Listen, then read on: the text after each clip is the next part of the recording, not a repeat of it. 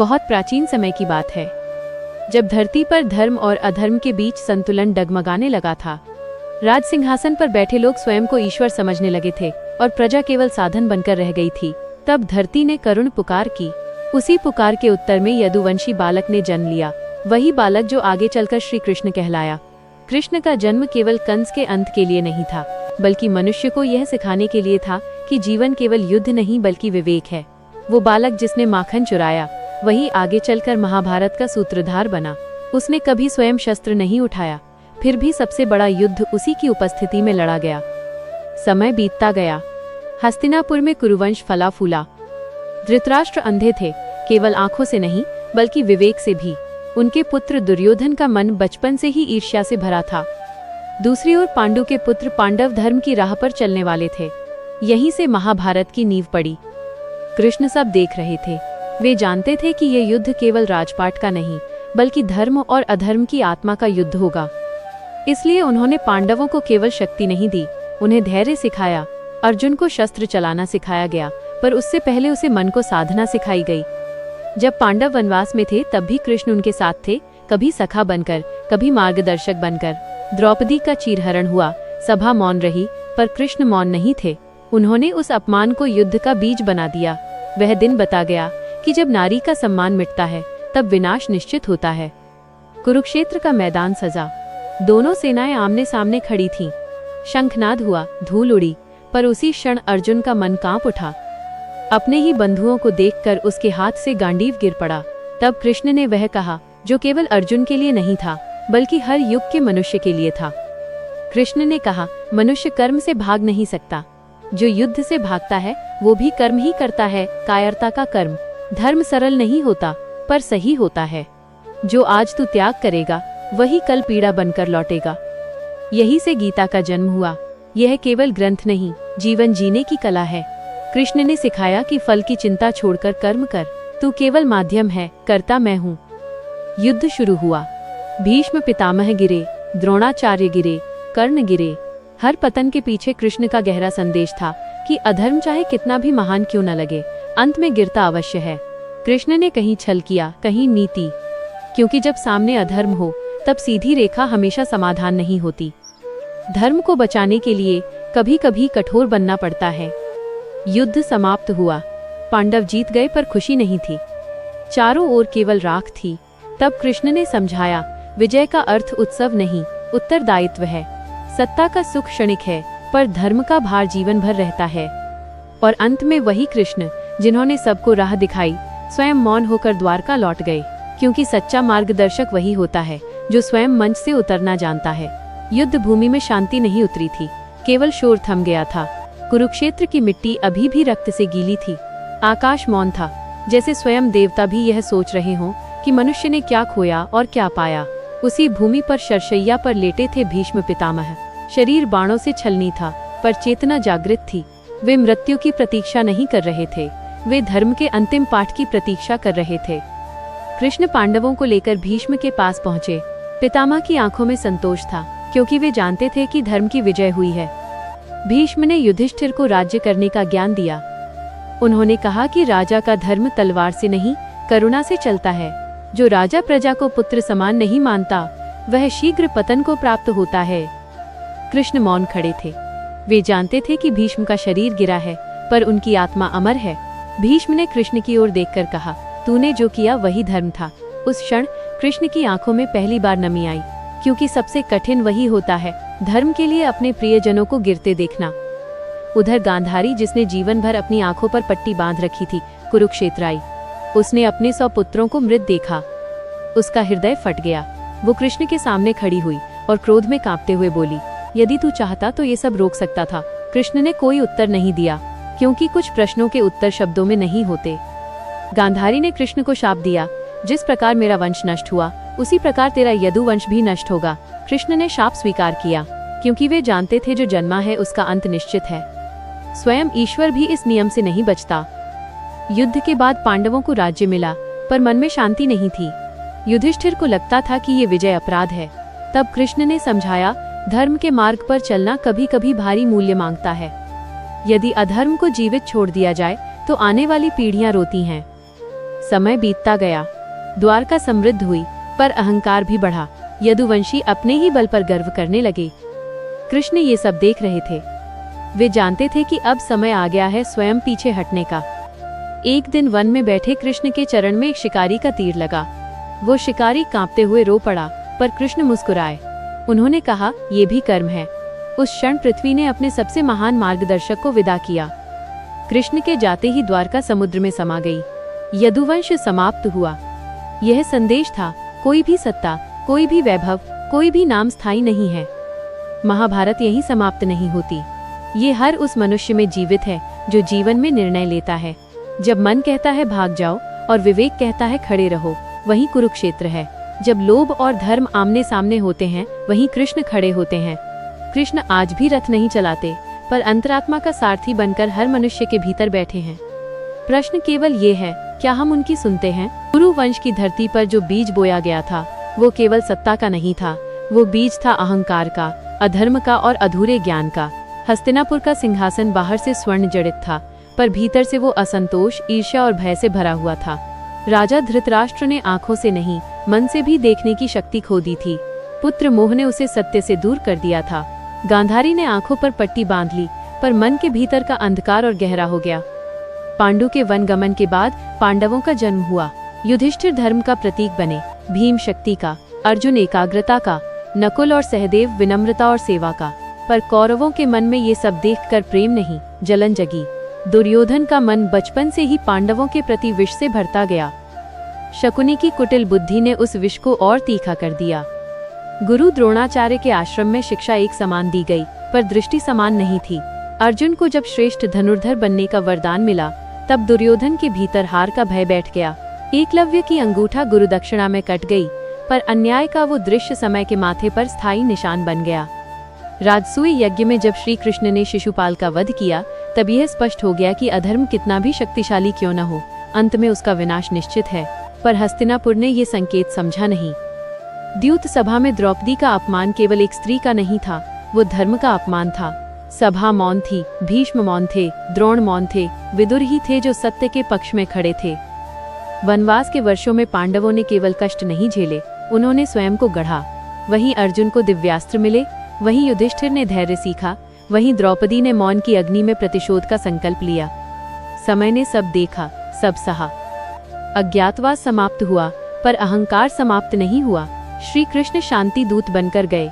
5 गांव मांगे गए, पर उत्तर मिला, सुई की नोक जितनी भूमि भी नहीं। तब श्री कृष्ण ने मन ही मन युद्ध का शंखनाद सुन लिया। कुरुक्षेत्र की भूमि सजी, दोनों सेनाएं आमने सामने थीं। अर्जुन का गांडीव कांप उठा। अपने ही बंधुओं, गुरुओं और पितामह को देखकर उसका मन टूट गया। तभी श्री कृष्ण ने गीता का ज्ञान दिया। यह केवल अर्जुन के लिए नहीं था, यह समस्त मानवता के लिए था। कर्म करो, फल त्याग दो, धर्म के लिए युद्ध भी तपस्या है। युद्ध आरंभ हुआ।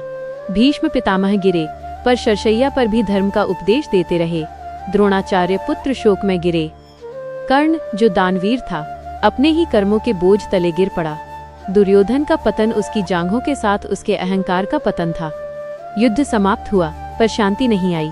गंगा पुत्र भीष्म ने उत्तरायण की प्रतीक्षा में जीवन को रोके रखा, ताकि अंतिम क्षणों महाप्रस्थान के बाद जब युधिष्ठिर ने स्वर्ग में प्रवेश किया, तब भी उसके मन में संतोष नहीं था। उसने वहां सुख देखा, पर उसे अपने भाइयों और द्रौपदी का अभाव खटक रहा था।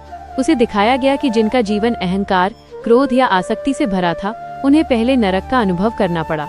युधिष्ठिर को भी एक क्षण के लिए नरक दिखाया गया, जहां उसने अपनों को पीड़ा में देखा। उसका हृदय कांप उठा। उसने कहा, यदि मेरे अपने यहाँ हैं, तो यही मेरा स्वर्ग है। उसी क्षण सत्य प्रकट हुआ। वह केवल परीक्षा थी। देवताओं ने समझा, धर्म केवल नियम नहीं, करुणा है। युधिष्ठिर ने तब जाना कि जीवन का मूल्य अंत में नहीं, हर क्षण में तय होता है। जो जैसा जिया, वही पाया। महाभारत यहीं समाप्त नहीं हुई, यहीं से उसका वास्तविक अर्थ आरंभ हुआ। धरती पर समय आगे बढ़ा। कलयुग ने धीरे धीरे अपने पांव पसारे। मंदिर बने, ग्रंथ लिखे गए, पर मनुष्य का मन और जटिल हो गया। लोग कृष्ण का नाम लेने लगे, पर गीता को समझना भूल गए। धर्म को दिखावा बना लिया गया और कर्म से दूरी बना ली गई। कहीं कोई राजा बना जो धृतराष्ट्र जैसा था, आंखें खुली थीं, पर सत्य से अंधा। कहीं कोई दुर्योधन पैदा हुआ जिसके पास सब कुछ था, फिर भी संतोष नहीं था। कहीं अर्जुन जैसे मन वाले लोग थे जो सही जानते थे पर मोह में फंस जाते थे, और हर युग में एक कृष्ण था, कभी मित्र के रूप में, कभी अंतरात्मा की आवाज बनकर। कृष्ण ने कभी ये नहीं कहा कि मैं तुम्हारे लिए युद्ध लड़ूंगा। उन्होंने कहा, मैं तुम्हें सही देखने की दृष्टि दूंगा, युद्ध तुम्हें स्वयं लड़ना होगा। यही कारण है कि गीता आज भी जीवित है। वो किसी मंदिर में बंद नहीं, वो हर उस मन में है जो द्वंद्व में है। जब कोई व्यक्ति अन्याय सहते हुए भी अधर्म का रास्ता नहीं चुनता, तब समझो भीष्म अभी जीवित हैं। जब कोई स्त्री अपमान के बाद भी स्वयं को टूटने नहीं देती, तब द्रौपदी आज भी सांस ले रही है। जब कोई मित्र बिना स्वार्थ साथ देता है, तब कृष्ण कहीं पास ही खड़े हैं। महाभारत हमें ये नहीं सिखाती कि युद्ध करो, यह सिखाती है कि युद्ध क्यों होता है। ये नहीं कहती कि कौन जीता, ये पूछती है किस कीमत पर जीता। ये नहीं बताती कि कौन धर्मी था, ये दिखाती है कि धर्म कितना कठिन होता है। हर मनुष्य के भीतर एक कुरुक्षेत्र है, हर दिन वहाँ निर्णयों की सेनाएं खड़ी होती हैं। एक ओर आसान रास्ता, दूसरी ओर सही रास्ता, और बीच में खड़ा अर्जुन डगमगाता हुआ। उसी क्षण यदि मन शांत हो जाए तो भीतर से एक स्वर उठता है, कर्म करो। महाभारत इसलिए अमर है क्योंकि ये कहानी नहीं, दर्पण है। इसमें जो दिखे वही सत्य है। कोई पूरी तरह पांडव नहीं, कोई पूरी तरह कौरव नहीं, सबके भीतर दोनों रहते हैं। प्रश्न केवल यह है कि तुम किसे विजय देते हो। और जब जीवन के अंतिम क्षण आए, तब यही कथा पूछेगी, तुमने शक्ति को चुना या धर्म को, सुविधा को या सत्य को, भय को या कर्तव्य को। यदि उत्तर स्पष्ट हो तो समझो तुमने अपनी महाभारत जीत ली। जब महाभारत की कथा समाप्त हुई, तब भी उसका कंपन पृथ्वी में बना रहा। नदियां बहती रहीं, पर्वत स्थिर रहे, पर मनुष्य का मन अब पहले जैसा नहीं रहा। जिसने यह युद्ध देखा था, वह जान गया था कि विजय से अधिक भारी होता है उसका मूल्य। कुरुक्षेत्र की मिट्टी में केवल रक्त नहीं समाया था, उसमें प्रश्न भी गड़े थे। क्या यही धर्म था? क्या यही न्याय था? ऋषि मुनि वनों में बैठकर इस कथा पर विचार करते रहे। वे समझ गए कि महाभारत को केवल इतिहास की तरह नहीं पढ़ा जा सकता। ये तो चेतावनी है। जब भी मनुष्य अपने रिश्तों से बड़ा अहंकार बना लेता है, तब ऐसी ही कथाएं जन्म लेती हैं। भीष्म का मौन, द्रोण का भ्रम, कर्ण का दान, दुर्योधन का हठ, सब किसी न किसी रूप में हर युग में दोहराए जाते हैं। कर्ण को लोग आज भी याद करते हैं। वो दानवीर था, पर सही समय पर सही का साथ नहीं दे सका।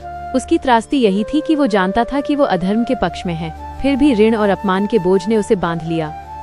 महाभारत हमें ये भी सिखाती है कि केवल अच्छे गुण होना पर्याप्त नहीं, सही दिशा में खड़े होना भी आवश्यक है। द्रौपदी की पीड़ा सदियों तक स्त्रियों की आंखों में दिखाई दी। वो केवल एक रानी नहीं थी, वो हर उस नारी का प्रतीक बनी जिसने अन्याय सहा पर हार नहीं मानी। उसने प्रश्न पूछे, उसने मौन भी रखा, और समय आने पर उसने न्याय भी पाया। उसकी शक्ति उसके आंसुओं में नहीं, उसके धैर्य में थी। श्री कृष्ण को लोग भगवान कहते हैं, पर महाभारत में वे पहले मित्र हैं। उन्होंने कभी अर्जुन के हाथ से धनुष नहीं छीना, उन्होंने केवल उसका भय छीना। यही कारण है कि कृष्ण आज भी प्रासंगिक हैं। वे समस्या का समाधान नहीं देते, वे दृष्टि देते हैं। वे कहते हैं, मैं साथ हूँ, पर निर्णय तुम्हारा है। युधिष्ठिर का जीवन यह दिखाता है कि धर्म का मार्ग सबसे कठिन होता है। झूठ न बोलने वाला राजा भी युद्ध जीतने के लिए आधा सत्य बोलने को विवश हुआ। उस एक वाक्य ने उसके रथ को धरती से नीचे उतार दिया। संदेश साफ था, धर्म में भी समझ और विवेक आवश्यक है, केवल नियम नहीं।